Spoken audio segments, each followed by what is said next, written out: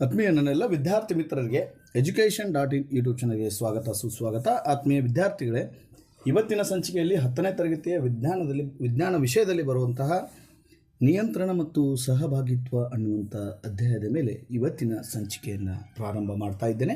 ಆತ್ಮೀಯ ನನ್ನ ಎಲ್ಲ ವಿದ್ಯಾರ್ಥಿ ಮಿತ್ರರು ನಮ್ಮ ಎಜುಕೇಷನ್.in ಯೂಟ್ಯೂಬ್ ಚಾನಲನ್ನು ಸಬ್ಸ್ಕ್ರೈಬ್ ಮಾಡಿ ಮತ್ತು ನಮ್ಮ ಬೋಧನಾ ಸಂಚಿಕೆಗಳ ನೋಟಿಫಿಕೇಷನ್ಗಾಗಿ ಪಕ್ಕದಲ್ಲಿರ್ತಕ್ಕಂಥ ಬೆಲ್ ಐಕನ್ನನ್ನು ಒತ್ತೋದನ್ನು ಮಾತ್ರ ಮರಿಬೇಡಿ ಅನ್ನುವಂಥದ್ದನ್ನು ನಿಮಗೆ ತಿಳಿಸಿ ಇವತ್ತಿನ ಸಂಚಿಕೆಯನ್ನು ಪ್ರಾರಂಭ ಮಾಡ್ತಾ ಇದ್ದೇನೆ. ಆತ್ಮೀಯ ನನ್ನ ಎಲ್ಲ ವಿದ್ಯಾರ್ಥಿ ಮಿತ್ರರು, ಇವತ್ತಿನ ಸಂಚಿಕೆಯಲ್ಲಿ ನಿಯಂತ್ರಣ ಮತ್ತು ಸಹಭಾಗಿತ್ವ ಅನ್ನುವಂಥದ್ದನ್ನು ನೋಡೋದಾದರೆ, ಆತ್ಮೀಯ ವಿದ್ಯಾರ್ಥಿ ಮಿತ್ರರೇ, ನಿಯಂತ್ರಣ ಮತ್ತು ಸಹಭಾಗಿತ್ವ ಅಂತಂದರೆ ಪರಿಸರದಲ್ಲಿ ಬದಲಾವಣೆಗಳಿಗೆ ಸೂಕ್ತ ಪ್ರತಿಕ್ರಿಯೆ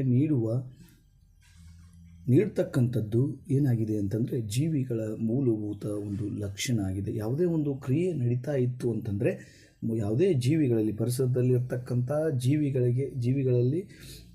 ಜೀವಿಗಳು ಏನಾಗಿರ್ತವ ಅಂತಂದರೆ ಒಂದು ಪರಿಸರದಲ್ಲಿ ಒಂದು ಕ್ರಿಯೆ ಒದಗಿತ್ತಿತ್ತು ಅಂತಂದರೆ ಅದಕ್ಕೆ ಪ್ರತಿಕ್ರಿಯೆ ನೀಡ್ತಕ್ಕಂಥ ಒಂದು ಬದಲಾವಣೆ, ನಮಗೆ ಪರಿಸರದಲ್ಲಿ ಒಂದು ಬದಲಾವಣೆ ಏನು ಅಂತಂದರೆ ಜೀವಿಗಳ ಮೂಲಭೂತ ಒಂದು ಲಕ್ಷಣ ಆಗಿದೆ ಅನ್ನುವಂಥದ್ದನ್ನು ತಿಳಿದುಕೊಳ್ಬೇಕು. ಅದೇ ರೀತಿಯಾಗಿ ಈ ಬದಲಾವಣೆಗಳನ್ನು ಪರಿಸರದಲ್ಲಿ ಆಗ್ತಕ್ಕಂತಹ ಈ ಬದಲಾವಣೆಗಳನ್ನು ನಾವು ಏನಂತ ಕರಿತೀವಿ ಅಂತಂದರೆ ಪ್ರಚೋದನೆಗಳು ಅಂತೇಳಿ ಕರಿತೀವಿ ಅನ್ನುವಂಥದ್ದನ್ನು ತಿಳಿದುಕೊಳ್ಬೋದು. ಅಥವಾ ವಿದ್ಯಾರ್ಥಿಗಳಿಗೆ ಉದಾಹರಣೆಗಾಗಿ ನೋಡೋದಾದರೆ ಬೆಳಕು, ತಾಪ, ಶಬ್ದ, ವಾಸನೆ ಇತ್ಯಾದಿಗಳು ಏನಾಗಿರ್ತಾವೆ ಅಂತಂದರೆ ಪ್ರಚೋದನೆಗಳಾಗಿರ್ತಾವೆ ಅನ್ನುವಂಥದ್ದನ್ನು ತಿಳಿದುಕೊಳ್ಬೇಕು. ಈಗ ಶಬ್ದಗಳಿಂದ ನಮಗೆ ಪ್ರಚೋದನೆ ಸಿಗ್ತದೆ, ಬೆಳಕಿನಿಂದ ನಮಗೆ ಪ್ರಚೋದನೆ ಸಿಗ್ತದೆ, ತಾಪದಿಂದ ಪ್ರಚೋದನೆ ಆಗ್ತದೆ. ನಾವು ಈಗ ಒಂದು ಎಕ್ಸಾಂಪಲಲ್ಲಿ ನೋಡೋದಾದರೆ ಏನು ಅಂತಂದರೆ, ಈಗ ಬಿಸಿಯಾದ ವಸ್ತುವನ್ನು ನಾವು ಮುಟ್ಟಿದ್ದೀವಿ ಅಂತಂದರೆ ನಮಗೇನಾಗ್ತದೆ, ಒಂದು ತಾಪದ ಒಂದು ಅರಿವು ನಮಗಾಗ್ತದೆ, ಬಿಸಿಯ ಅರಿವು ನಮಗಾಗ್ತದೆ. ಅದರಿಂದ ನಾವು ಏನು ಮಾಡ್ತೀವಿ ಅಂತಂದ್ರೆ ಒಂದು ಕ್ರಿಯೆಗೆ ಒಳಪಟ್ಟ ನಂತರ ನಾವು ಏನು ಕೊಡ್ತೀವಿ, ಪ್ರತಿಕ್ರಿಯೆ ನಾವೇನು ಸಡನ್ನಾಗಿ ಏನು ಮಾಡ್ತೀವಿ ಅಂತಂದರೆ ಕೈಯನ್ನು ಹಿಂದಕ್ಕೆ ಸರಿಸ್ಕೊಳ್ತೀವಿ. ಇದು ಒಂದು ಕ್ರಿಯೆಗೆ ಒಂದು ಪ್ರತಿಕ್ರಿಯೆ ಅಂತೇಳಿ ಪರಿಸರದಲ್ಲಿ ಆಗ್ತಕ್ಕಂಥ ಒಂದು ಏನು ಸೂಕ್ತ ಪ್ರತಿಕ್ರಿಯೆ ಅಂತೇಳಿ ನಾವು ಕರಿತೀವಿ. ಈ ಬದಲಾವಣೆಗಳಿಗೆ ನಾವು ಏನಂತ ಕರಿತೀವಿ ಅಂತಂದರೆ ಪ್ರಚೋದನೆ ಅಂತ ಕರಿತೀವಿ. ಇವು ಏನಾಗಿರ್ತಾವೆ ಅಂತಂದ್ರೆ ಮತ್ತು ಸಸ್ಯಗಳಲ್ಲಿ ಮತ್ತು ಪ್ರಾಣಿಗಳಿಗೆ ಏನಾಗಿರ್ತಾವೆ ಅಂತಂದರೆ ಈ ಪ್ರತಿಯೊಂದರಲ್ಲಿಯೂ ಸಹಿತ ಪ್ರತಿಕ್ರಿಯೆಗಳು ಭಿನ್ನವಾಗಿರ್ತಾವೆ ಅನ್ನುವಂಥದ್ದನ್ನು ನೀವು ತಲೆಯಲ್ಲಿ ಇಟ್ಕೊಳ್ಬೇಕು. ಆತ್ಮೀಯ ವಿದ್ಯಾರ್ಥಿ ಮಿತ್ರರೇ, ಈಗ ಜೀವಿಗಳಲ್ಲಿ ಸಹಭಾಗಿತ್ವ ಮತ್ತು ನಿಯಂತ್ರಣ ವ್ಯವಸ್ಥೆಯ ಅಗತ್ಯತೆ ಏನಿದೆ ಅನ್ನೋದನ್ನು ನಾವು ನೋಡೋದಾದರೆ, ಆತ್ಮೀಯ ವಿದ್ಯಾರ್ಥಿಗಳೇ, ಪರಿಸರದ ಬದಲಾವಣೆಗಳಿಗೆ ಸೂಕ್ತವಾಗಿ ಪ್ರತಿಕ್ರಿಯೆಯನ್ನು ನೀಡಲು ಸಹಭಾಗಿತ್ವ ಮತ್ತು ನಿಯಂತ್ರಣ ವ್ಯವಸ್ಥೆ ಜೀವಿಗಳಲ್ಲಿ ಅತ್ಯಮೂಲ್ಯವಾಗಿದೆ ಅನ್ನುವಂಥದ್ದನ್ನು, ಯಾವುದಾದ್ರೂ ಒಂದು ಬದಲಾವಣೆ ಆಗ್ತಾ ಇತ್ತು ಅಂತಂದರೆ ಪರಿಸರ ಒಂದು ವ್ಯವಸ್ಥೆಯಲ್ಲಿ ನಾವು ಅದಕ್ಕೆ ಪ್ರತಿಕ್ರಿಯೆಯನ್ನು ನೀಡಲು ಈ ಸಹಭಾಗಿತ್ವ ಮತ್ತು ನಿಯಂತ್ರಣ ವ್ಯವಸ್ಥೆ ಜೀವಿಗಳಲ್ಲಿ ಅತ್ಯಮೂಲ್ಯವಾಗಿದೆ ಅನ್ನುವಂಥದ್ದನ್ನು ನಾವು ತಿಳಿದುಕೊಳ್ಬೇಕು. ಆತ್ಮೀಯ ವಿದ್ಯಾರ್ಥಿಗಳೇ, ದೇಹದ ಎಲ್ಲ ಚಟುವಟಿಕೆಗಳನ್ನು ಸಮರ್ಪಕವಾಗಿ ನಾವು ಕಾರ್ಯನಿರ್ವಹಿಸಲು ಏನಾಗಿದೆ ಅಂತಂದರೆ ಸಹಭಾಗಿತ್ವ ಮತ್ತು ನಿಯಂತ್ರಣ ವ್ಯವಸ್ಥೆ ಜೀವಿಗಳಲ್ಲಿ ಅತ್ಯಮೂಲ್ಯವಾಗಿದೆ ಮತ್ತು ಅಗತ್ಯತೆ ಇದೆ ಅನ್ನುವಂಥದ್ದನ್ನು ತಿಳಿದುಕೊಳ್ಬೋದು. ಅದೇ ರೀತಿಯಾಗಿ ವಿವಿಧ ಕ್ರಿಯೆಗಳ ನಡುವೆ ಹೊಂದಾಣಿಕೆಯನ್ನು ತರಲಿಕ್ಕೆ ಇದು ಅಗತ್ಯವಾಗಿದೆ ಅನ್ನುವಂಥದ್ದನ್ನು ತಿಳಿದುಕೊಳ್ಬೇಕು. ಇದು 3 ಅಂಶಗಳು ಏನಾಗಿವೆ ಅಂತಂದರೆ ಜೀವಿಗಳಲ್ಲಿ ಸಹಭಾಗಿತ್ವ ಮತ್ತು ನಿಯಂತ್ರಣ ವ್ಯವಸ್ಥೆ ಅಗತ್ಯತೆ ಏನಿದೆ ಅನ್ನುವುದನ್ನು ಈ ಅಂಶಗಳನ್ನು ಗಮನಿಸಿ ನಮಗೆ ಅವುಗಳ ಅಗತ್ಯತೆ ಗೊತ್ತಾಗ್ತೆ ಅನ್ನುವಂಥದ್ದನ್ನು ತಿಳಿದುಕೊಳ್ಬೇಕು. ಆತ್ಮೀಯ ವಿದ್ಯಾರ್ಥಿಗಳೇ, ಈಗ ನೋಡೋದಾದರೆ ಪ್ರಾಣಿಗಳಲ್ಲಿ ನಿಯಂತ್ರಣ ಮತ್ತು ಸಹಭಾಗಿತ್ವ ವ್ಯವಸ್ಥೆ ಹೇಗಿದೆ ಅನ್ನೋದನ್ನು ನೋಡೋದಾದರೆ, ಈ ಪ್ರಾಣಿಗಳಲ್ಲಿ ನಿಯಂತ್ರಣ ಮತ್ತು ಸಹಭಾಗಿತ್ವ 2 ವ್ಯವಸ್ಥೆಗಳಿಂದ ಒಂದು ಕೂಡಿದೆ ಅಥವಾ ಸಾಧಿಸಲ್ಪಟ್ಟಿದೆ ಅನ್ನುವಂಥದ್ದನ್ನು ತಿಳಿದುಕೊಳ್ಬೇಕು. ಪ್ರಥಮದಾಗಿ ಈ ಪ್ರಾಣಿಗಳಲ್ಲಿ ನಿಯಂತ್ರಣ ಮತ್ತು ಸಹಭಾಗಿತ್ವ ಒಂದು ನರಮಂಡಲ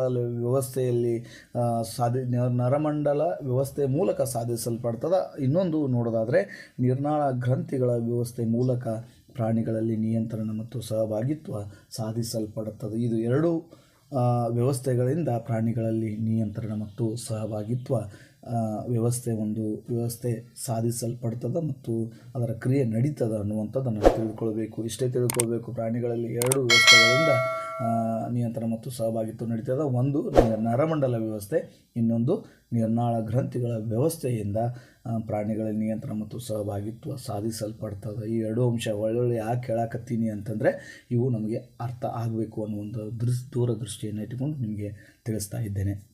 ಆತ್ಮೀಯ ವಿದ್ಯಾರ್ಥಿಗಳೇ, ಈಗ ಮತ್ತೊಂದು ಅಂಶವನ್ನು ನಾವು ನೋಡೋದಾದರೆ ನಿಮ್ಮ ವಾರ್ಷಿಕ ಪರೀಕ್ಷೆಯ ದೂರದೃಷ್ಟಿಯನ್ನು ಇಟ್ಟುಕೊಂಡು ನರವ್ಯೂಹದ ಚಿತ್ರವನ್ನು, ನ್ಯೂರಾನ್ನ ಚಿತ್ರವನ್ನು ಅಥವಾ ನರಕೋಶದ ಚಿತ್ರವನ್ನು ಚಿತ್ರಿಸಿ ಭಾಗಗಳನ್ನು ಗುರುತಿಸಿ ಅವುಗಳ ಕಾರ್ಯಗಳನ್ನು ತಿಳಿಸಿ ಅಂತ ಹೇಳಿದರೆ ನಿಮಗೆ ಈ ರೀತಿಯಾಗಿ ಒಂದು ಸರಳ ರೀತಿಯಾಗಿ ನಾನು ಎಕ್ಸ್ಪ್ಲನೇಷನನ್ನು ಕೊಡ್ತೇನೆ.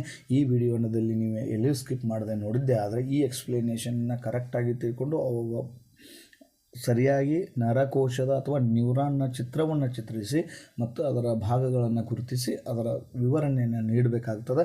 ಈಗ ಆತ್ಮೀಯ ವಿದ್ಯಾರ್ಥಿಗಳೇ, ಮೊದಲಿಗೆ ನಾವು ನರಕೋಶ ಅಂತಂದರೆ ತಿಳಿದುಕೊಳ್ಬೇಕಾಗಿದ್ದರೆ ನರವ್ಯೂಹ, ಒಂದು ಪ್ರಾಣಿಗಳಲ್ಲಿ ಒಂದು ನರಮಂಡಲ ವ್ಯವಸ್ಥೆ ಇದೆ. ಅದರಲ್ಲಿ ಒಂದು ನರಕೋಶ ಅಥವಾ ನ್ಯೂರಾನನ್ನು ನೋಡೋದಾದರೆ ನರವ್ಯೂಹದ ರಚನಾತ್ಮಕ ಮತ್ತು ಕಾರ್ಯಾತ್ಮಕ ಮೂಲ ಘಟಕವನ್ನು ನಾವೇನಂತ ಕರಿತೀವಿ, ನರಕೋಶ ಅಂತ ಕರಿತೀವಿ. ಇಷ್ಟೇ ತಿಳ್ಕೊಬೇಕು. ನರವ್ಯೂಹದ ರಚನಾತ್ಮಕ ಮತ್ತು ಕಾರ್ಯಾತ್ಮಕದ ಮೂಲ ಘಟಕ ಏನಂತ ಕರಿತೀವಿ, ನ್ಯೂರಾನ್ ಅಂತೇಳಿ ಕರಿತೀವಿ ಅಥವಾ ನರಕೋಶ ಅಂತ ಕರಿತೀವಿ. ಇಲ್ಲಿ ನರಕೋಶದ ಚಿತ್ರವನ್ನು ನಾವು ನೋಡೋದಾದರೆ ಈ ನರಕೋಶದ ಚಿತ್ರವನ್ನು ಗಮನಿಸಿದೆ ಆದರೆ ಇಲ್ಲಿ ಕೋಶಕಾಯದ, ಆಕ್ಸಾನದ, ನರತುದಿಯದ, ಡೆಂಡ್ರೈಟದ, ಕೋಶ ಕೇಂದ್ರ ಅದ. ಈ ನರಕೋಶದಲ್ಲಿ ಒಂದು ಇಂಪಾರ್ಟೆಂಟ್ ಭಾಗಗಳಾಗಿರ್ತಕ್ಕಂಥವನ್ನು ನಾವು ಈಗಾಗಲೇ ಗುರುತನ್ನು ಮಾಡಿದ್ದೀವಿ. ಈ ಭಾಗಗಳನ್ನು ಗುರುತಿಸಿದ್ದೀವಿ. ಇವುಗಳ ಕಾರ್ಯಗಳನ್ನು ನಾವು ನೋಡೋದಾದರೆ ಮೊದಲಿಗೆ ಏನು ಅಂತಂದರೆ ನರಕೋಶದ ಡೆಂಡ್ರೈಟನ್ನು ನೋಡೋದಾದರೆ ನರಕೋಶದ ಡೆಂಡ್ರೈಟ್ಗಳ ತುದಿಯು ಏನು, ಇದು ಡೆಂಡ್ರೈಟ್ಗಳ ತುದಿ ಏನಿದೆ ಇದು ಮಾಹಿತಿಯನ್ನು ಸ್ವೀಕರಿಸಿ ಒಂದು ರಾಸಾಯನಿಕ ಕ್ರಿಯೆಯನ್ನು ಉಂಟು ಮಾಡ್ತದೆ. ಇದು ಏನು ಮಾಡ್ತದೆ, ಸಿಂಪಲ್ ಆಗಿ ನರಕೋಶದಲ್ಲಿ ಡೆಂಡ್ರೈಟ್ನ ಕಾರ್ಯ ಏನು ಅಂತಂದರೆ ಡೆಂಡ್ರೈಟ್ನ ತುದಿಯು ಮಾಹಿತಿಯನ್ನು ಸ್ವೀಕರಿಸಿ ಒಂದು ರಾಸಾಯನಿಕ ಕ್ರಿಯೆಯನ್ನು ಉಂಟು ಮಾಡ್ತದೆ. ಇದು ರಾಸಾಯನಿಕ ಕ್ರಿಯೆ ಏನಾಗ್ತದೆ, ವಿದ್ಯುತ್ ಆವೇಗವನ್ನು ಸೃಷ್ಟಿಯನ್ನು ಮಾಡ್ತದೆ ಅನ್ನುವಂಥದ್ದು. ಮೊದಲಿಗೆ ಏನು ತಿಳ್ಕೊಬೇಕು, ಡೆಂಡ್ರೈಟ್ಗಳ ತುದಿಗಳಲ್ಲಿ ತುದಿಯು ಮಾಹಿತಿಯನ್ನು ಸ್ವೀಕಾರ ಮಾಡ್ತದೆ. ಮಾಹಿತಿಯನ್ನು ಸ್ವೀಕಾರ ಮಾಡಿದ ನಂತರ ಏನಾಗ್ತದೆ, ಒಂದು ರಾಸಾಯನಿಕ ಕ್ರಿಯೆಯನ್ನು ಉಂಟು ಮಾಡ್ತದೆ. ಇದರಿಂದ ಏನಾಗ್ತದೆ ಅಂತಂದರೆ ವಿದ್ಯುತ್ ಆವೇಗಗಳು ಸೃಷ್ಟಿ ಆಗ್ತಾವ ಅನ್ನುವಂಥದ್ದನ್ನು ತಿಳ್ಕೋಬೇಕು. ಈ ಸೃಷ್ಟಿ ಆಗಿರ್ತಕ್ಕಂಥ ವಿದ್ಯುತ್ ಆವೇಗಗಳು ಏನಂತಂದರೆ ಡೆಂಡ್ರೈಟ್ಗಳಿಂದ ಕೋಶಕಾಯಕ್ಕೆ ಹೋಗ್ತಾವ. ಅದರ ನಂತರ ಏನಾಗ್ತಾವ, ಆಕ್ಸಾನ್ ಉದ್ದಕ್ಕೂ ಮತ್ತು ಅದರ ತುದಿಯವರೆಗೆ ಚಲನೆಯನ್ನು ಮಾಡ್ತಾವೆ. ಇಷ್ಟೇ ತಿಳ್ಕೋಬೇಕು. ಏನು, ಒಂದು ರಾಸಾಯನಿಕ ಕ್ರಿಯೆ, ಡೆಂಡ್ರೈಟ್ಗೆ ಮಾಹಿತಿಯನ್ನು ಸ್ವೀಕರಿಸಿ ಒಂದು ರಾಸಾಯನಿಕ ಕ್ರಿಯೆಯನ್ನು ಉಂಟು ಮಾಡಿರ್ತಕ್ಕಂಥ ರಾಸಾಯನಿಕ ಕ್ರಿಯೆಗಳು ಏನು, ವಿದ್ಯುತ್ ಆವೇಗವನ್ನು ಸೃಷ್ಟಿ ಮಾಡ್ತಾವೆ. ಈ ವಿದ್ಯುತ್ ಆವೇಗಗಳ ನಂತರ ಏನಾಗ್ತಾವೆ ಅಂತಂದರೆ ಈ ಡೆಂಡ್ರೈಟ್ಗಳಿಂದ ಕೋಶಕಾಯಕ್ಕೆ ಹೋಗ್ತಾವ. ಕೋಶಕಾಯದ ನಂತರ ಏನಾಗ್ತಾವ, ಆಕ್ಸಾನ್ ಉದ್ದಕ್ಕೂ ಮತ್ತು ಅದರ ತುದಿಯವರೆಗೂ ಚಲನೆಯನ್ನು ಮಾಡ್ತಾವ ಅನ್ನುವಂಥದ್ದು.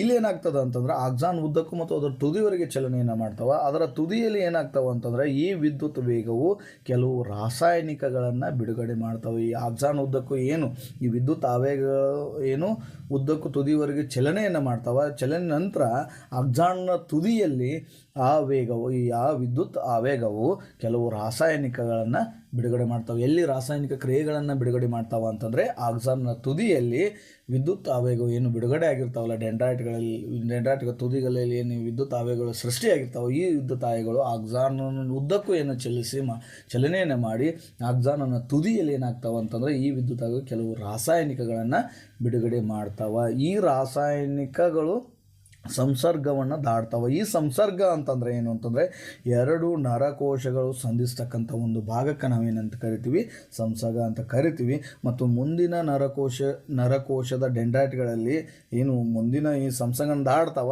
ಮುಂದಿನ ನರಕೋಶ ಏನಿರ್ತೈತಿ ಡೆಂಡ್ರೈಟ್ಗಳಲ್ಲಿ ಇದೇ ರೀತಿ ವಿದ್ಯುತ್ ಆವೇಗವನ್ನು ಪ್ರಾರಂಭವನ್ನು ಮಾಡ್ತಾವ ಅನ್ನುವಂಥದ್ದು. ಆತ್ಮೀಯ ವಿದ್ಯಾರ್ಥಿ ಮಿತ್ರರೇ, ಇಷ್ಟು ಸರಳವಾಗಿ ನಾವು ಏನು ಮಾಡಬೇಕು ಅಂತಂದರೆ ಚಿತ್ರವನ್ನು ಚಿತ್ರಿಸಿ ಭಾಗಗಳನ್ನು ಗುರುತಿಸಿ ನಾವು ಏನು ಅವುಗಳ ಕಾರ್ಯಗಳನ್ನು ನಾವು ವಿವರಿಸಿದ್ದೆ ಆದರೆ ನಾವು ಮುಂದೆ ಬರ್ತಕ್ಕಂಥ ಪರೀಕ್ಷೆಗಳಲ್ಲಿ ಉತ್ತಮ ಅಂಕಗಳನ್ನು ಪಡಲಿಕ್ಕೆ ಇದು ಸಹಾಯ ಆಗ್ತದೆ ಅನ್ನುವಂಥದ್ದನ್ನು ತಿಳಿದುಕೊಳ್ಬೇಕು. ಆತ್ಮೀಯ ವಿದ್ಯಾರ್ಥಿಗಳೇ, ಇದು ನಿಮಗೆ ಅರ್ಥ ಆಗಿದೆ ಅನ್ನುವಂಥದ್ದನ್ನು ತಿಳಿದುಕೊಂಡು ನಾನು ಮುಂದಿನ ಒಂದು ಅಂಶಕ್ಕೆ ಹೋಗೋದಾದರೆ ಪರಾವರ್ತಿತ ಕ್ರಿಯೆ ಅಂತೇಳಿ ಕರಿತೀವಿ.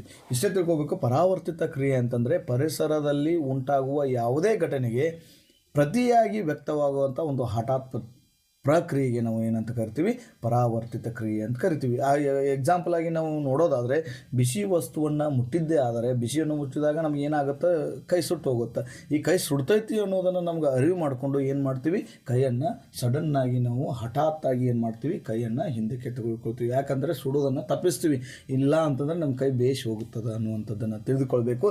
ಇದು ಪರಿಸರದಲ್ಲಿ ಉಂಟಾಗ್ತಕ್ಕಂಥ ಒಂದು ಯಾವುದೇ ಒಂದು ಕ್ರಿಯೆಗೆ ನಾವು ಪ್ರತಿಯಾಗಿ ಘಟನೆಗೆ ಅಥವಾ ಕ್ರಿಯೆಗೆ ಏನಂತೀವಿ ಅಂತ ಘಟನೆಗೆ ಅಥವಾ ಕ್ರಿಯೆಗೆ ಏನಂತಂದರೆ ಹಠಾತ್ತಾಗಿ ಒಂದು ಪ್ರತಿಕ್ರಿಯೆಯನ್ನು ನೀಡಿದ್ದೇ ಆದರೆ ಅದು ಪರಾವರ್ತಿತ ಕ್ರಿಯೆ ಅಂತೇಳಿ ಕರಿತೀವಿ ಅನ್ನುವಂಥದ್ದನ್ನು ತಿಳಿದುಕೊಳ್ಬೇಕು.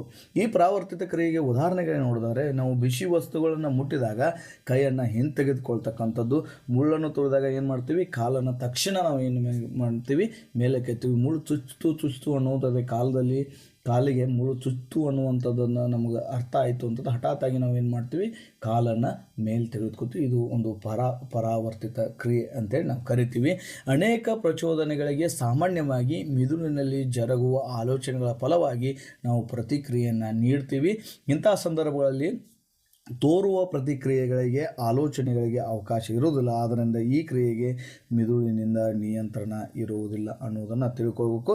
ಪರಾವರ್ತಿತ ಕ್ರಿಯೆಯನ್ನು ನಿಯಂತ್ರಿಸ್ತಕ್ಕಂಥ ಭಾಗ ಯಾವುದು ಅಂತಂದರೆ ಅದು ಮೆದುಳು ಬಳ್ಳಿಯಾಗಿರ್ತದೆ. ಇಷ್ಟೇ ತಿಳ್ಕೊಬೇಕು. ಈ ಮೆದುಳುಗಳಲ್ಲಿ ಪರಾವರ್ತಿತ ಕ್ರಿಯೆಯನ್ನು ನಿಯಂತ್ರಣ ಮಾಡ್ತಕ್ಕಂಥ ಒಂದು ಭಾಗ ಯಾವುದು ಅಂತೇಳಿ ನಿಮ್ಮ ಪರೀಕ್ಷೆಯಲ್ಲಿ ಕೇಳಿದರೆ ಅದು ಮೆದುಳು ಬಳ್ಳಿ ಅನ್ನುವಂಥದ್ದನ್ನು ನೀವು ಅರ್ಥ ಮಾಡ್ಕೊಳ್ಬೇಕು. ಆತ್ಮೀಯ ವಿದ್ಯಾರ್ಥಿಗಳೇ, ಇನ್ನು ಪರಾವರ್ತಿತ ಛಾಪ ಹೆಂಗಿರ್ತದೆ ಅನ್ನುವಂಥದ್ದನ್ನು ನೋಡೋದಾದರೆ, ಈ ಪರಾವರ್ತಿತ ಛಾಪ ಅಂತಂದರೆ ಪ್ರಚೋದನೆ ಉಂಟಾದ ಸಮಯದಿಂದ ಪ್ರತಿಕ್ರಿಯೆ ತೋರುವಂಥ ಮಾಹಿತಿಯು ಹಾದು ಹೋಗುವ ಪಥವನ್ನು ನಾವು ಏನಂತ ಕರಿತೀವಿ, ಪರಾವರ್ತಿತ ಛಾಪ ಅಂತ ಕರಿತೀವಿ. ಪರಾವರ್ತಿತ ಛಾಪ ಅಂದರೆ ಇಷ್ಟೇ ತಿಳ್ಕೋಬೇಕು, ಪ್ರಚೋದನೆಯನ್ನು ಪ್ರಾಣಿಗಳಲ್ಲಿ ನಡೀತದೆ. ಈ ಪ್ರಚೋದನೆ ಪ್ರಾರಂಭ ಆದಂಥ ಸಮಯದಿಂದ ಪ್ರತಿಕ್ರಿಯೆ ತೋರ್ತಕ್ಕಂತಹ ಸಮಯದವರೆಗೆ ಮಾಹಿತಿ ಹಾದು ಹೋಗುವ ಪಥವನ್ನು ನಾವೇನಂತ ಕರಿತೀವಿ, ಪರಾವರ್ತಿತ ಛಾಪ ಅಂತ ಕರಿತೀವಿ. ಮೊದಲಿಗೆ ಏನಾಗ್ತದೆ, ಪ್ರಾಣಿಗಳಲ್ಲಿ ಗ್ರಾಹಕ ಕೋಶಗಳು ಇರ್ತವೆ. ಗ್ರಾಹಕ ಕೋಶಗಳು ಸ್ವೀಕಾರ ಮಾಡ್ತಾವೆ. ಅವು ಜ್ಞಾನವ್ಯಾಪಿ ನರ ಇರ್ತದೆ. ಅದ ನಂತರ ಏನಾಗ್ತದೆ ಅಂತಂದರೆ ಸಂಪರ್ಕ ಕಲ್ಪಿಸುವ ನರಕೋಶ ಹೋಗ್ತಾವೆ. ನರಕೋಶದಿಂದ ಕ್ರಿಯಾವಾಹಿ ನರಕ್ಕೆ ಹೋಗ್ತಾವೆ. ಕ್ರಿಯಾವಾಹಿ ನರಕೋಶಗಳಿಂದ ಏನಾಗ್ತದೆ ಅಂತಂದರೆ ಕಾರ್ಯನಿರ್ವಾಹಕಗಳು ಹೋಗ್ತಾವೆ. ನಮ್ಮ ಕಾರ್ಯ ಸಾಧನೆ ಆಗ್ತದೆ ಅನ್ನುವಂಥದ್ದು. ನಾವು ಯಾವುದಾದ್ರೂ ಒಂದು ಬಿಸಿ ಪಾತ್ರೆಯ ಮೇಲೆ ನಾವು ಕೈಯನ್ನು ಇಡ್ತೀವಿ ಅಂತಂದರೆ ಬಿಸಿ ನಮ್ಮ ಕೈ ಸುಡ್ತೈತೆ ಅನ್ನೋದು ಗೊತ್ತಾಗ್ತದೆ. ಅಲ್ಲಿ ಗ್ರಾಹಕ ಕೋಶಗಳು ಆ ಬಿಸಿಯನ್ನು ಏನಾಗ್ತಾವೆ ಅಂತಂದರೆ ಅಕ್ಸೆಪ್ಟನ್ನು ಮಾಡಿಕೊಂಡು ಜ್ಞಾನವಾಹಿ ಹೊರದ ನಂತರ ನರಕ್ಕೆ ತಲುಪಿಸ್ತಾವೆ. ಅದರಿಂದ ಸಂಪರ್ಕ ಕಲ್ಪಿಸ್ತಕ್ಕಂಥ ನರಕೋಶಕ್ಕೆ ಹೋಗ್ತಾವೆ. ಅದರಿಂದ ಕ್ರಿಯಾವಾಹಿ ನರಗೆ ಹೋಗ್ತಾವೆ. ಅದರಿಂದ ನಾವು ಏನು ಮಾಡ್ತೀವಿ, ಹಠಾತ್ತಾಗಿ ನಾವೇನು ಮಾಡ್ತೀವಿ, ಪ್ರಚೋದನೆಯನ್ನು ನೀಡ್ತೀವಿ ಅನ್ನುವಂಥದ್ದು ನಾವು ತಿಳ್ಕೊಳ್ಬೇಕು. ಇದು ಪರಾವರ್ತಿತ ಕ್ರಿಯೆ. ಆದರೆ ಇಲ್ಲಿ ಏನಂತಂದ್ರೆ ಅದರ ಘಟಕಗಳನ್ನು ನೋಡೋದಾದರೆ ಮೊದಲಿಗೆ ಏನಾಗ್ತಾವೆ ಅಂತಂದರೆ, ಯಾವುದೋ ಒಂದು ಪರಾವರ್ತಿತ ಛಾಪದ ಘಟಕಗಳನ್ನು ನೋಡಬೇಕಾದ್ರೆ ಮೊದಲಿಗೆ ಏನಾಗಿರ್ತಾವೆ ಅಂತ ಗ್ರಾಹಕ ಕೋಶಗಳಿರ್ತಾವೆ. ಈ ಗ್ರಾಹಕ ಕೋಶಗಳು ಏನು ಮಾಡ್ತಾವೆ ಅಂತಂದರೆ ಪ್ರಚೋದನೆಯನ್ನು ಸ್ವೀಕರಣೆ ಮಾಡ್ತಕ್ಕಂಥ ಮೊದಲ ಘಟಕಗಳಾಗಿರ್ತಾವೆ. ಇದರಿಂದ ನಮ್ಮ ಮೊದಲಿಗೆ ಪ್ರಾಣಿಗಳಲ್ಲಿ ಏನಾಗಿರ್ತಾವೆ ಅಂತಂದ್ರೆ ಚರ್ಮದ ಕೋಶಗಳು ಏನಾಗಿರ್ತಾವೆ, ಗ್ರಾಹಕ ಕೋಶಗಳಾಗಿರ್ತಾವೆ ಅನ್ನುವಂಥದ್ದು. ಅದನ್ನಾದ ನಂತರ ಜ್ಞಾನವಾಹಿ ನರಕೋಶ ಏನಂತಂದರೆ ಪ್ರಚೋದನೆಯ ಮಾಹಿತಿಯನ್ನು ಕೊಂಡೊಯ್ತಕ್ಕಂಥ ಘಟಕಗಳಾಗಿರ್ತಾವೆ. ಮೊದಲಿಗೆ ಪ್ರಚೋದನೆಯ ಸ್ವೀಕಾರ ಮಾಡತಕ್ಕಂಥ ಘಟಕಗಳು ಯಾವಂತಂದ್ರೆ ಗ್ರಾಹಕ ಕೋಶಗಳು. ಈ ಗ್ರಾಹಕ ಕೋಶಗಳಲ್ಲಿ ಪ್ರಚೋದನೆ ಸ್ವೀಕಾರ ಮಾಡಿರ್ತಕ್ಕಂತಹ ಪ್ರಚೋದನೆಯನ್ನು ಜ್ಞಾನವಾಹಿ ನರಕೋಶ ಆ ಮಾಹಿತಿಯನ್ನು ಕೊಂಡೊಯ್ತಾವ ಅನ್ನುವಂಥದ್ದು. ಅದಾದ ನಂತರ ಏನಾಗ್ತಾವೆ ಅಂತಂದ್ರೆ ಸಂಪರ್ಕ ಕಲ್ಪಿಸುವಂತಹ ನರಕೋಶ ಜ್ಞಾನವಾಹಿ ನರಕೋಶಗಳಿಂದ ಬಂದ ಮಾಹಿತಿಯನ್ನು ಪ್ರತಿಕ್ರಿಯೆಯಾಗಿ ಪರಿಷ್ಕರಿಸಿ ಕ್ರಿಯಾವಾಹಿ ನರಕೋಶಕ್ಕೆ ವರ್ಗಾವಣೆಯನ್ನು ಮಾಡ್ತದೆ. ಈ ವರ್ಗಾವಣೆ ಆಗಿರತಕ್ಕಂತಹ ಪ್ರಚೋದನೆಯು ಕ್ರಿಯಾವಾಹಿ ನರಕೋಶಕ್ಕೆ ಪ್ರತಿಕ್ರಿಯೆ ಕಾರ್ಯನಿರ್ವಾಹಕ ಘಟಕಗಳಿಗೆ ಕೊಂಡೊಯ್ತದೆ. ಅದಾದ ನಂತರ ಏನಾಗ್ತದೆ, ಕಾರ್ಯನಿರ್ವಾಹಕ ಘಟಕಗಳು ಏನಾಗ್ತವೆ ಅಂದರೆ ಪ್ರತಿಕ್ರಿಯೆಗೆ ತೋರ್ತಕ್ಕಂಥ ಯಾವುದೋ ಒಂದು ಕ್ರಿಯೆ ನಡೀತಿತ್ತು ಅಂತಂದರೆ ಅದಕ್ಕೆ ಪ್ರತಿಕ್ರಿಯೆಯನ್ನು ನೀಡ್ತಕ್ಕಂಥ ಘಟಕ ಯಾವುದು ಅಂತಂದರೆ ಕಾರ್ಯನಿರ್ವಾಹಕಗಳು. ಈ ಕಾರ್ಯನಿರ್ವಾಹಕಗಳು ಅಂತಂದರೆ ಪ್ರಾಣಿಗಳ ದೇಹದಲ್ಲಿರ್ತಕ್ಕಂಥ ಸ್ನಾಯುಗಳಾಗಿರ್ತಾವೆ. ಈ ಸ್ನಾಯುಗಳು ಏನು ಮಾಡಿರ್ತಾವೆ ಅಂತಂದರೆ ಕಾರ್ಯನಿರ್ವಾಹಕಗಳಾಗಿ ಕಾರ್ಯವನ್ನು ನಿರ್ವಹಣೆ ಮಾಡ್ತಾವೆ ಅನ್ನುವಂಥದ್ದು. ಇದು ಪರಾವರ್ತಿತ ಕ್ರಿಯೆ ಅಗತ್ಯತೆ ಏನಿದೆ ಅನ್ನುವಂಥದ್ದನ್ನು ನಾವು ತಿಳಿದುಕೊಳ್ಳೋದಾದರೆ, ಪರಾವರ್ತಿತ ಕ್ರಿಯೆ ಅಗತ್ಯತೆ ಏನಂತಂದರೆ ನಿಯಂತ್ರಣ ಮತ್ತು ಸಹಭಾಗಿತ್ವವನ್ನು ಸಾಧನೆ ಮಾಡಲಿಕ್ಕೆ ಈ ಪರಾವರ್ತಿತ ಕ್ರಿಯೆ ಅವಶ್ಯಕತೆ ಇದೆ ಅನ್ನುವಂಥದ್ದು. ಅದೇ ರೀತಿಯಾಗಿ ದೇಹಕ್ಕೆ ಉಂಟಾಗ್ತಕ್ಕಂಥ ಹಾನಿ ಅಥವಾ ಆಘಾತ ಅಥವಾ ಮತ್ತೇನಾದರೂ ತಪ್ಪಿಸಲು ಇದೇನಾಗ್ತದೆ ಅಂತಂದ್ರೆ ಪರಾವರ್ತಿತ ಕ್ರಿಯೆ ನಮಗೆ ಅವಶ್ಯಕವಾಗಿದೆ ಅನ್ನುವಂಥದ್ದನ್ನು ತಿಳಿದುಕೊಳ್ಬೋದು. ಅದೇ ರೀತಿಯಾಗಿ ಪ್ರತಿಕ್ರಿಯೆಯ ವಿಧಗಳನ್ನು ನೋಡೋದಾದರೆ ಐಚ್ಛಿಕ ಪ್ರತಿಕ್ರಿಯೆಗಳು, ಅನೈಚ್ಛಿಕ ಪ್ರತಿಕ್ರಿಯೆಗಳು, ಪರಾವರ್ತಿತ ಪ್ರತಿಕ್ರಿಯೆಗಳು ಅನ್ನುವಂಥದ್ದನ್ನು ನಾವು 3 ವಿಧಗಳಾಗಿ ವಿಂಗಡಣೆಯನ್ನು ಮಾಡ್ತೀವಿ ಅನ್ನುವಂಥದ್ದನ್ನು ತಿಳ್ಕೊಳ್ಬೋದು.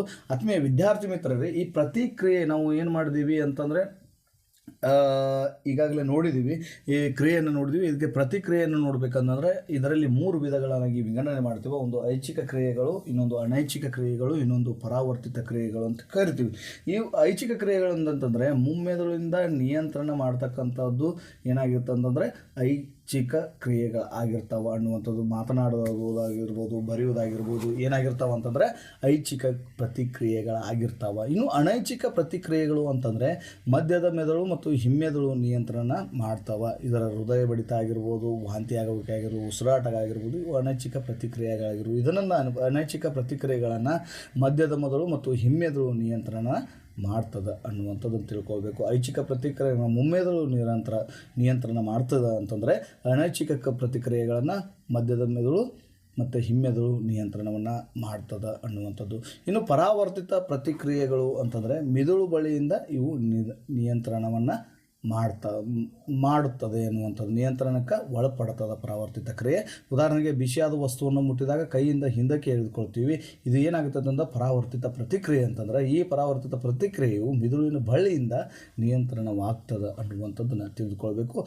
ಅದೇ ರೀತಿಯಾಗಿ ಈಗ ನಾವು ಮಾನವನ ಮಿದುಳು ಅಥವಾ ಮಾನವನ ಮಿದುಳಿನ ರಚನೆ ಹೇಗಿದೆ ಅನ್ನೋದನ್ನು ನೋಡೋದಾದರೆ ಆತ್ಮೀಯ ವಿದ್ಯಾರ್ಥಿಗಳು ನಿಮ್ಮ ಮುಂದಿನ ವಾರ್ಷಿಕ ಪರೀಕ್ಷೆಯಲ್ಲಿ ಏನು ಕೇಳ್ತಾರೆ ಅಂತಂದರೆ ಮಿದುಳು ಚಿತ್ರವನ್ನು ಚಿತ್ರಿಸಿ ಭಾಗಗಳನ್ನು ಗುರುತಿಸಿ ಅವುಗಳ ಕಾರ್ಯಗಳನ್ನು ನೀವು ತಿಳಿಸಿ ಅಥವಾ ವಿವರಿಸಿ ಅಂತ ಕೇಳಿದರೆ ಸರಿಯಾಗಿ ನೀವು ಮಾನವನ ಮೆದುಳಿನ ಚಿತ್ರವನ್ನು ಚಿತ್ರಿಸಬೇಕಾಗ್ತದೆ, ಭಾಗಗಳನ್ನು ಗುರುತಿಸಬೇಕಾಗ್ತದೆ. ಗುರುತಿಸಿದ ನಂತರ ನೀವು ಅವುಗಳ ಕಾರ್ಯವನ್ನು ನೀವು ವಿವರಿಸಿದೆ ಆದರೆ ಎಕ್ಸಾಮ್ನಲ್ಲಿ ಪೂರ್ಣ ಪ್ರಮಾಣದ ಅಂಕವನ್ನು ನೀವು ಪಡೆದುಕೊಳ್ಬೋದು. ಆತ್ಮೀಯ ವಿದ್ಯಾರ್ಥಿಗಳೇ, ಮೆದುಳಿನ ರಚನೆ ಈ ರೀತಿಯಾಗಿದೆ.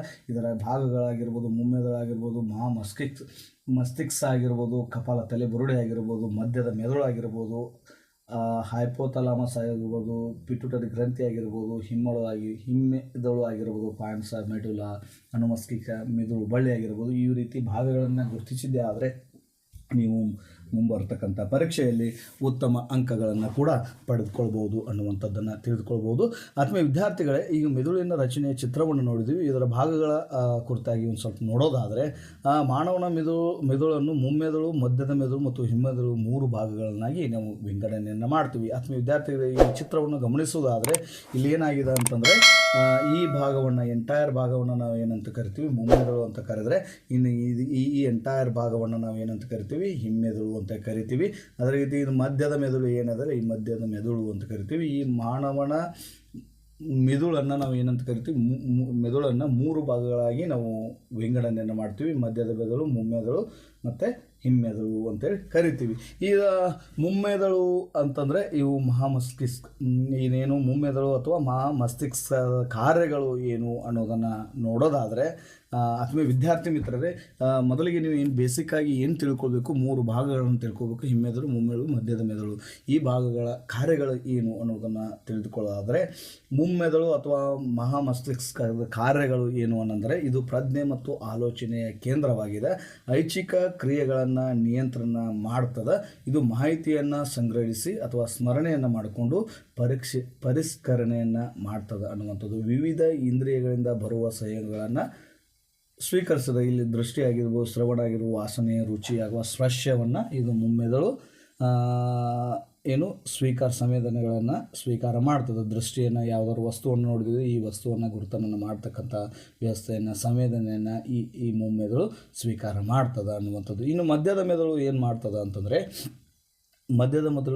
ಇದು ಮುಮ್ಮೆದುಳು ಮತ್ತು ಹಿಮ್ಮೆದುಳು ಮಾಹಿತಿಯನ್ನು ರವಾನಿಸುವ ನಿಲ್ದಾಣಂತೆ ಕಾರ್ಯವನ್ನು ನಿರ್ವಹಿಸ್ತದೆ. ಇಷ್ಟೇ ತಿಳ್ಕೋಬೇಕು. ಮಧ್ಯದ ಮೆದುಳಿನ ಕಾರ್ಯಗಳೇನಂತಂದರೆ ಇದು ಮುಮ್ಮೆದುಳು ಮತ್ತು ಹಿಮ್ಮೆದುಳುಗಳ ಮಾಹಿತಿಯನ್ನು ರವಾನಿಸುವ ನಿಲ್ದಾಣದಂತೆ ಕಾರ್ಯವನ್ನು ನಿರ್ವಹಿಸ್ತದೆ.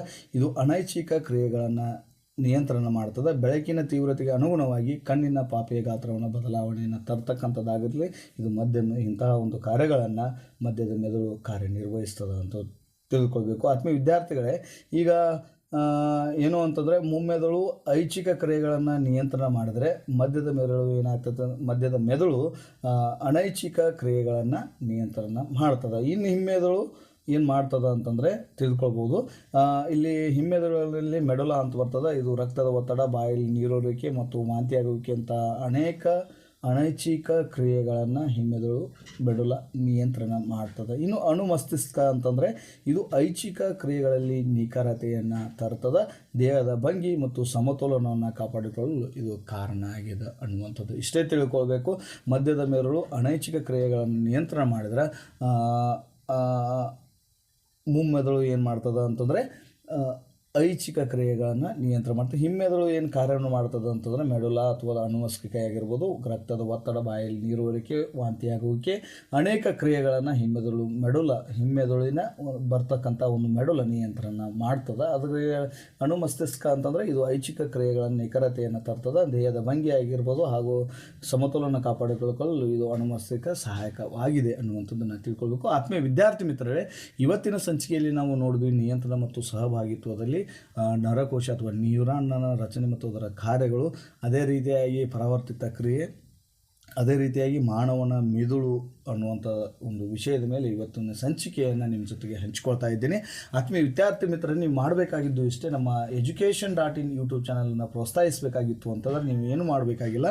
ಅದಕ್ಕೆ ನೀವು ಸಬ್ಸ್ಕ್ರೈಬ್ ಮಾಡಬೇಕಾಗುತ್ತದೆ, ಲೈಕ್ ಮಾಡಬೇಕಾಗುತ್ತೆ, ಕಮೆಂಟ್ ಮಾಡಬೇಕಾದ. ಅದೇ ರೀತಿಯಾಗಿ ನಿಮ್ಮ ಈ ಒಂದು education.in ಯೂಟ್ಯೂಬ್ ಚಾನಲ್ ನಿಮ್ಮ ಜೊತೆ ಸ್ನೇಹಿತರಿಗೆ ಹಂಚಿಕೊಂಡು ನಿಮ್ಮ ಸ್ನೇಹಿತರಿಗೆ ಕೂಡ ಈ ಒಂದು education.in ಯೂಟ್ಯೂಬ್ ಚಾನಲನ್ನು ಸಬ್ಸ್ಕ್ರೈಬ್ ಮಾಡುವಂತೆ ಹೇಳಿ ಅನ್ನುವಂಥದ್ದನ್ನು ತಿಳಿಸಿ ನಾನು ಇವತ್ತಿನ ಸಂಚಿಕೆಯನ್ನು ಮುಗಿಸ್ತಾ ಇದ್ದೀನಿ. ಎಲ್ಲರಿಗೂ ನಮಸ್ಕಾರ.